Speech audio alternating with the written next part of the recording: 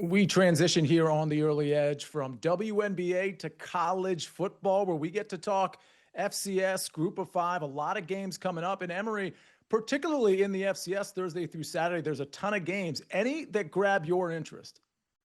Oh, there's two that really grabbed my interest for two separate reasons. But when you think about the first one, Sacramento State, the go-go offense, Brennan Marion, the new head coach, all those transfers, great roster he has put together.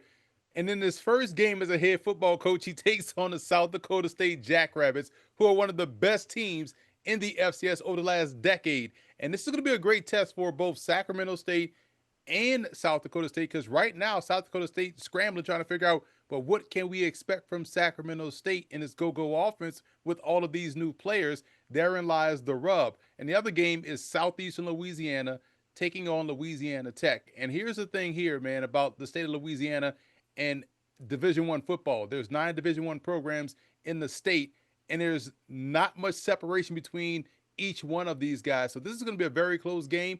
Obviously, LSU is the standard because of where they get those recruits, but everyone else is kind of fighting for the same player. Keep an eye out for Caleb Proctor, defensive tackle, NFL prospect up front. This one's going to be a lot closer than people think. Tom, I buried the lead a little bit because we all have our top button fastened. And, me of all people, I should have acknowledged that. But you're going to lead with Lehigh and Richmond. Oh yeah, Lehigh Richmond. When you're on TV talking Lehigh Richmond football, you're talking about a guy living the dream here, right? Let's go. This game, I talked about Lehigh when we did our FCS show. This is a veteran team. They won the Patriot League last year, went to the playoffs where they actually beat Richmond. So this is a rematch. Richmond coming over from the CAA, first year in the Patriot League, but they lost half of their two deep roster last year. So this is a younger Richmond team. Lehigh only lost one key player to the transfer portal. They have an experienced offensive line, going to run the football, experienced defense. I think that's what you're looking for early in the year. I like Richmond. I think they'll get better as the season goes on, being a younger team. But first game at Lehigh, I really like them in this matchup. All right, Tom, let's move to the Mountain West. Give me your best bet for Thursday or Friday in the Mountain West. So my opinion of this game has changed. Is Boise, Florida, South Florida? I like South Florida this year, but we've seen this number drop from like 9.5 to 6. It's around 6.5. That's just too much value for me for Boise. I think it's going to be a competitive game, but when you're giving me this team under a touchdown, I think there's too much focus on losing Genty. They bring back a ton of production on both sides of the ball. This is a very good defensive football team. Watch out for that this year. I think the defense is going to be the star. South Florida allowed over 30 points in their last 3 games. The defense they're hoping is improved. I think there'll be better days for South Florida, but I like Boise to get the win on the road. All right, we go from Boise to San Jose State, Emory. Shout out to our Tommy Tran, San Jose State getting mentioned in the show, but justifiably so. Walker Egan is an outstanding quarterback that no one's talking about for the 2026 NFL draft. He can spin it, he can spread it around the yard. And because this is the second year in Ken Niumatalolo's offense and what they put out there last year, albeit some of those passes were going to Nick Nash, the outstanding receiver, I like this offense coming into this season, and I like the matchup here versus Central Michigan. So I have no problem in laying this big number of 11.5. I like the Spartans to win this one. All right, let's talk about another matchup, and let's go to Mac Shun. Emory Hunt, give me your favorite Mac play. Lafayette is facing a tough battle here because they're going to take on Bowling Green, and they're 12.5-point underdogs, and I would lay these points comfortably with Bowling Green. This is the debut of Eddie George as a head football coach in the FBS. We saw what he did with Tennessee State. He did a fantastic job reviving that program and getting those guys to the postseason last year. I can gather, even though they lost some players last year, kind of basic quarterback and Harold Fannin, this team has enough to get past Lafayette. They're facing the right type of opponent. Lafayette loses some guys in the transfer portal. In fact, Jamar Curtis, their outstanding tailback, is now playing for Sacramento State. So it's a bad matchup for the Leopards. I'm going to go with the Falcons here to win. Tom, when you and Emory are on the same page here, I open up my BetMGM app and I just go ahead and bet it. You actually like this bet as well? Yeah, well, this game opened at a terrible number of 12 and a half, and we're seeing that number go up a little bit now. Listen, Bowling Green, I get it. They lose 32 seniors off of last year's team. Eddie George comes in as the head coach. This is a team I am looking to fade a little bit early in the season, but it's not now. Lafayette, I just mentioned the Patriot League. I mean, they're a middle of the pack team at best, probably in that league.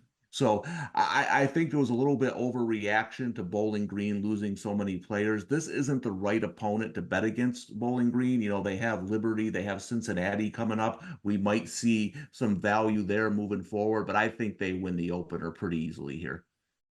Tom, let's pick another group of five conference game that you're eyeing this week. Yeah, it's actually I like Old Dominion. Indiana isn't a group of five team, but you look at last year, I think Indiana's going to be good this year, but they're a little overvalued coming into the season. I think odds makers have finally got a beat after getting killed by the Hoosiers last year. And you're looking for me at Colton Joseph, who I think is going to be one of the better quarterbacks that people don't really know about. He accounted for half of the team's 44 touchdowns last year and only 22 starts, dual threat guy, 11 throwing, 11 on the ground. So I think he could give Indiana trouble early in the season. And remember, Old Dominion almost beat South Carolina last year early in the year. South Carolina had to score late to win that game. So I think they can keep this within 22 and a half points.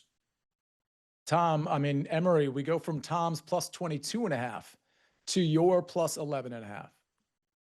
People forget Southern Miss used to be college football's version of the Baltimore Ravens. No one wanted to face Southern Miss, and I like that Charles Huff is bringing that type of mentality back to Hattiesburg. This is a very underrated football program. This is bigger than just this matchup. This is about state recruiting battles that are going to be won. Half his team is from Marshall. This is a very good team.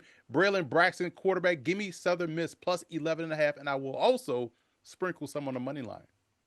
Very interesting. Upsetting some of the bigger programs with some of these smaller programs, for lack of a better term here, Emory. We've got about 90 seconds left. Any other smaller schools or smaller programs that you think should be putting other bigger schools on upset alert this week? On our network, Tarleton State taking on Army. Tarleton State can run the football. They can throw the football. We don't know if they can stop the run, but that'll be the one game I'd say keep an eye on for an upset special.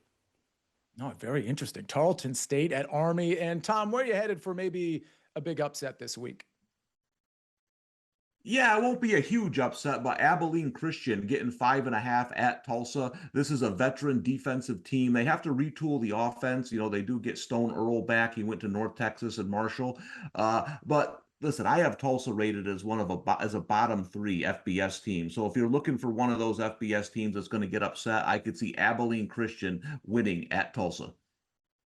Wow. Bottom 3 FBS team. It sounds like a fade, maybe indefinitely there, Tom. All right. Well, we'll get more from your fades and what you all are supporting on the early edge, maybe later this week, but certainly later this season. Emory Hunt, Tom Casale, thank you very much. You can find them in the SportsLine Discord as well, and you can find them on the Early Edge. Ladies and gentlemen, we got the Early Edge on CBS Sports Network, but also on the SportsLine YouTube channel every Monday through Friday at 10 o'clock. I host that show. We've got SportsLine's Best on that show every single Monday through Friday. Check us out there, check us out here, and have a great Monday, everybody.